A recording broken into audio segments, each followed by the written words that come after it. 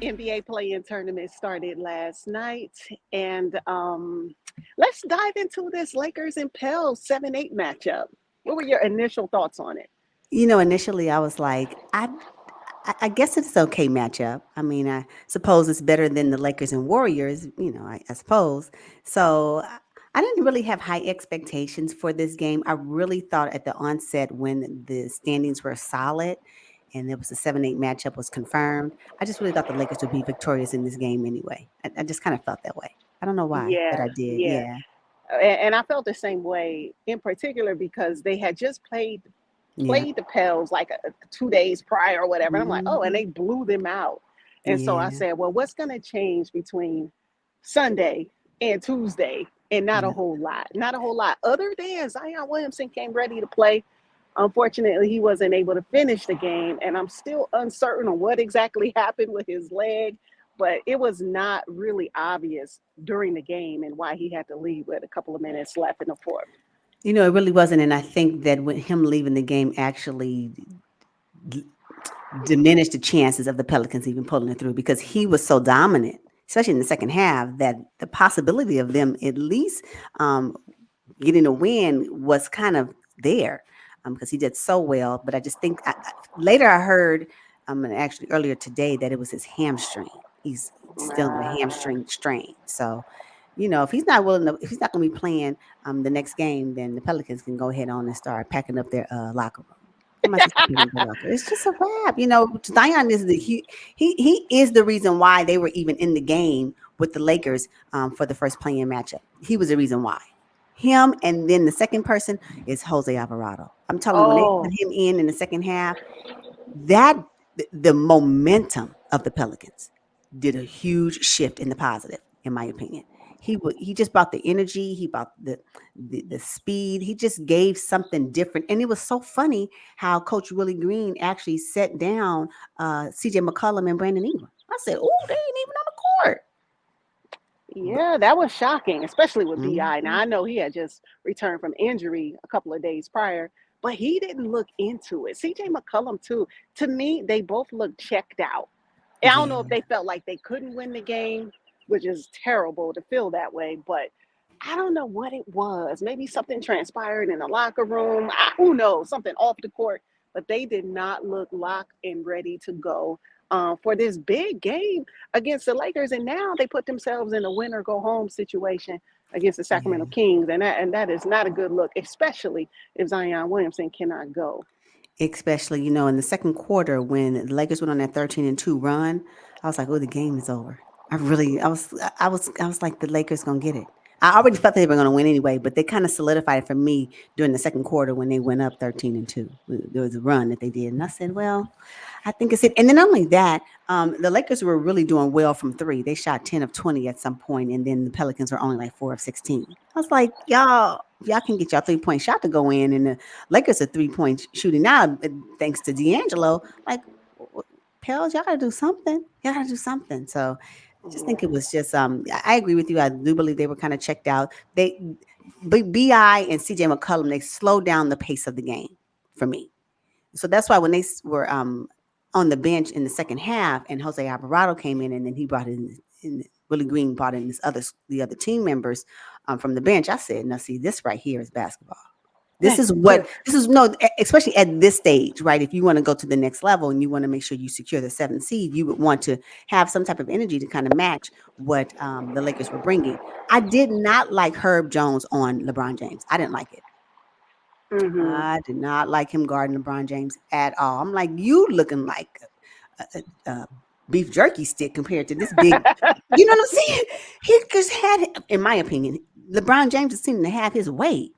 Once when LeBron James start backing you down, if you ain't got no strength. Now, funny enough, when Jose Alvarado was, defending LeBron James, he was able to hold his own, although he's smaller. Just something about the way he kind of, you know, gets in his defensive stance. I don't know. It's just so weird. But Herb Jones, I didn't like it. I was like, oh, please no, switch it, please. Yeah. Speaking of LeBron James, now look, I'm gonna need Reggie Miller to not glamorize every single thing LeBron James does on the court. I mean, it got to a point where it was sickening during the game. Oh Yeah, my God, he's able to do this at 39 years old, 21 years in the league. We know, yeah, Reggie.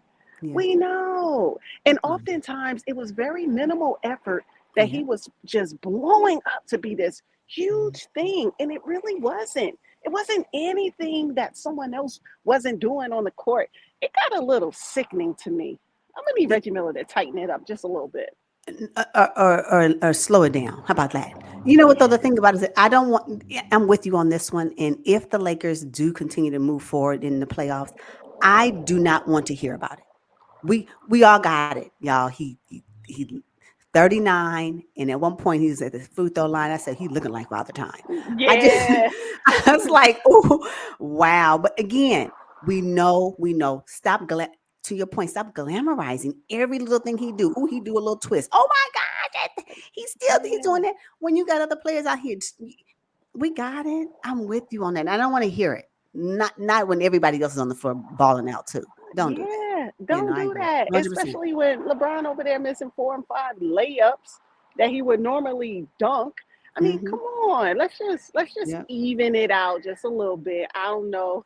There was talk that Clutch Sports had paid Shannon Sharp to talk about LeBron James nonstop. Now I'm wondering if Reggie Miller is also on payroll. The way things are going, it's just ridiculous. It's overkill. It is an overkill, and hopefully somebody from Adam Silver's camp can say, you know what, the fans want you to down. You know what? Listen, if you listening to this, somebody get this over to Adam Silver and tell him that they need to dial down the overhyped praise of LeBron James at this point. We all get it. If you've been watching basketball for this entire season, we know he's in his 50 million season. We know that he is 39 years old. We all get it. You don't have to every little thing he do mention it like it's something spectacular.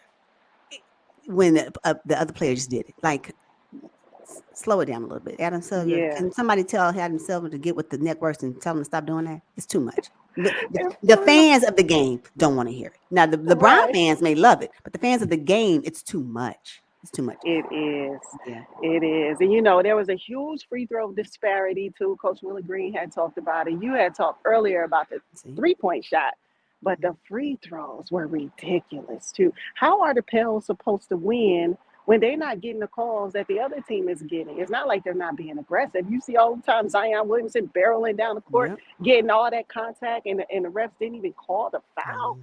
I know.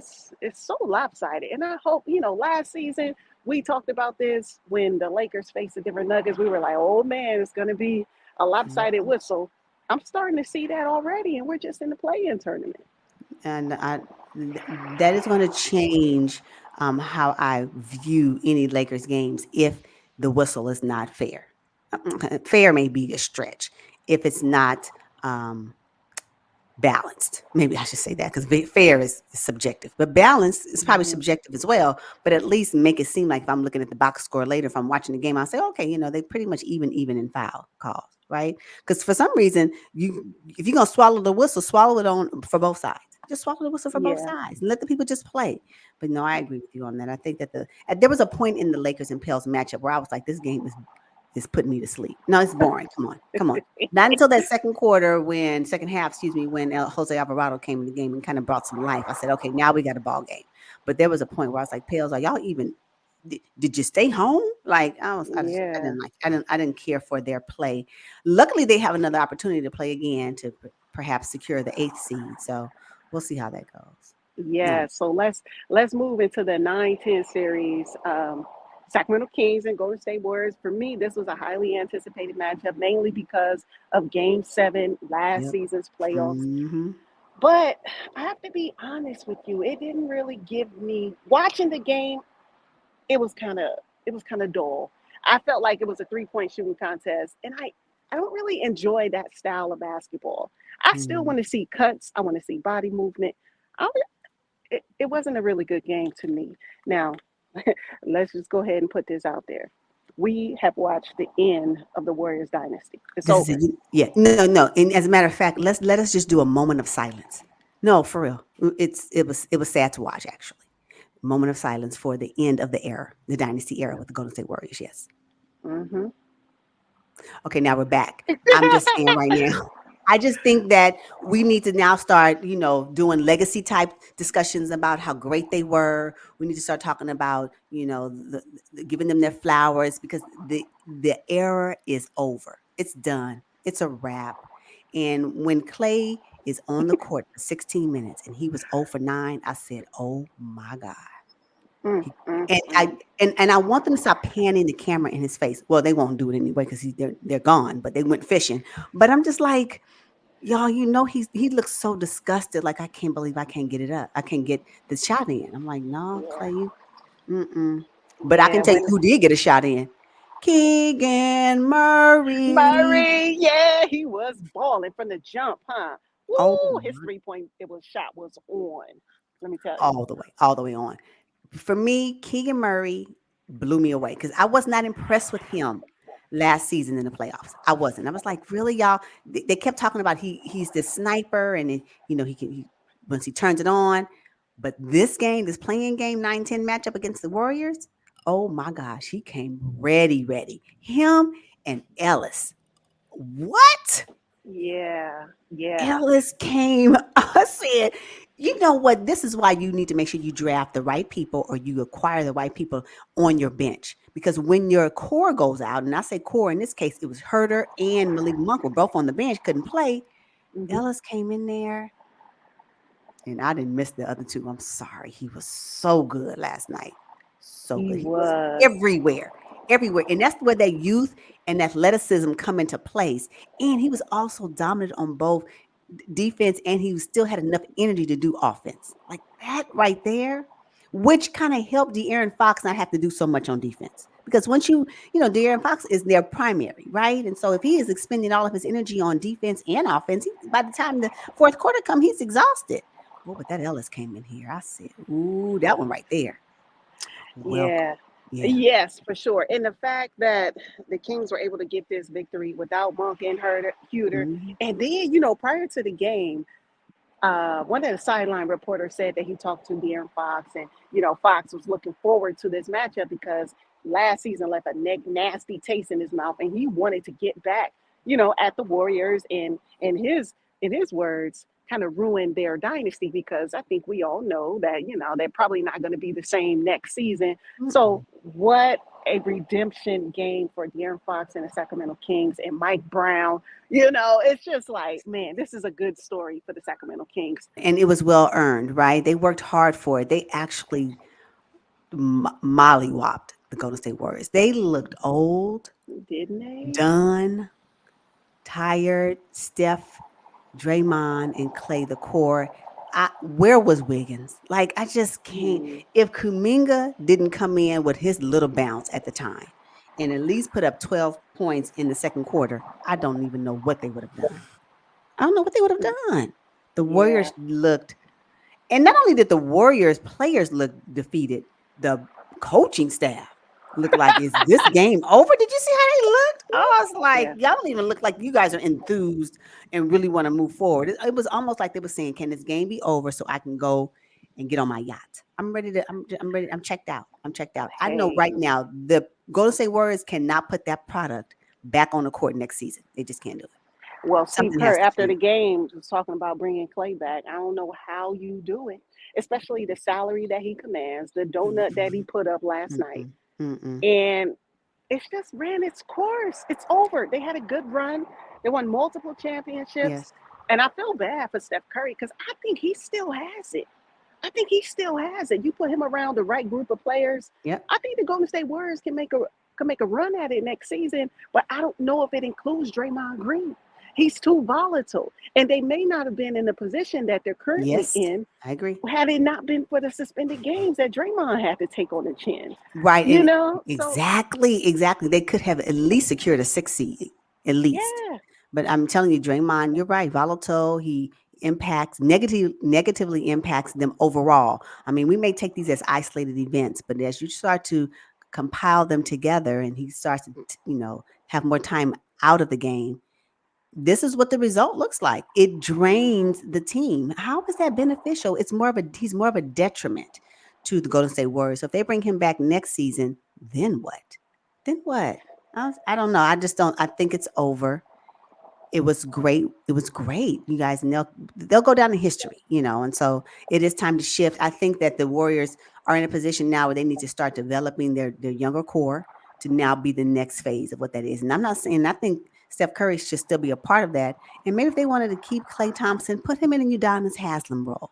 You know, I'm gonna Ah, always say that. There's always a place for somebody on a roster if you are willing to accept your Udonis Haslam. yeah, I Clay, don't be think Clay. that. I don't think he will. His ego is. I mean, he fought so hard to get back on the court Yeah, after he did. multiple injuries, career. It could have been career-ending injuries. I just don't see him taking that backseat role like a Udonis Haslam. He's just You not know, old enough to play that role either. well then, who else is gonna want him on their roster? Mm. They're definitely not going to pay him $30+ million.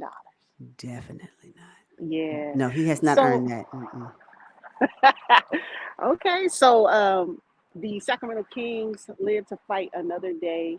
They will go head to head with the New Orleans Pelicans. I don't know how I feel about that matchup quite yet. Hmm. Well, you know what? I'm telling you right now, I'm rooting for the Kings only because I want that fan base to be in my playoff journey. That Uh-huh. fan base right there will make you want to watch a game. They are amazing. So I want that fan base to go deep in the playoffs. Yeah. Wait, what you think about sideline reporter Chris Haynes talking about? Well, I spoke to a Golden State Warriors representative, and they said, a lot of these shirts says "Feel the roar," and at the end of this game, sadly, they're gonna feel the pain. Well, maybe they spoke too soon because the Golden State Warriors are feeling the pain. The Sacramento Kings are going on to the next round. So I mean, that was probably not the right thing to say right before a game because that's just ammunition. It's just ammunition. Okay, first of all, I'm not a fan of Chris Haynes on the sideline. He is biased, and it's so obvious. I don't care. Uh-huh. He's going to be biased against going to say words, and if he is anywhere near the Los Angeles Lakers, is worse. I don't care for him on Yeah. the sideline. I just don't. So yeah, hence is why I don't care for him on the sideline. Don't do that at the top of the game. Hear the roar. You gonna hear it. And did you see their mascot? As a side note, he had some fake he had these fake because he got cowbells. He had these fake Yeah. cowbells. He was clapping. I said, "See, I love." Yeah, look, Sacramento Kings, do it for your fan base because that noise in that arena, I feel it while I'm sitting on my couch. I love it. I love it, and I want that to go forward, deep, deep, deep, deep in the playoffs. So I'm rooting for the Kings to be victorious in their matchup, so they can secure the 8th seed in the West. All right. So now it's time for us to transition to the Eastern Conference play-in tournament. I know the 7-8 seed gets down tonight, the Miami Heat and the Philadelphia 76ers. I'm looking forward to that game. I don't know That about you, but and I'm sorry, and that is the only game I'm looking forward to watching tonight. Fortunately, I predict, and this is probably an early prediction. I predict that the 7-8 seed today will be the same 7-8 seed next week. I do not care about the Bulls or the Hawks. Now I will watch the game, but at the end of the day, whatever team wins with the Bulls and Hawks matchup, you still will be going home if you're up against the Heat and or the 76ers. It's just, what are we doing? What are we doing? yeah, Why? yeah, Why? Why? Why? I know. I'm with you on that. Absolutely. Absolutely. I mean, golly. And then whoever makes it to the 8th seed, y'all gonna go up against the Boston Celtics? You going Ooh, home early. Like what? What is this? what Yeah. is? Can you imagine Boston Celtics and the Heat? Oh my God! Ooh, Joel Embiid and the Celtics. Ooh.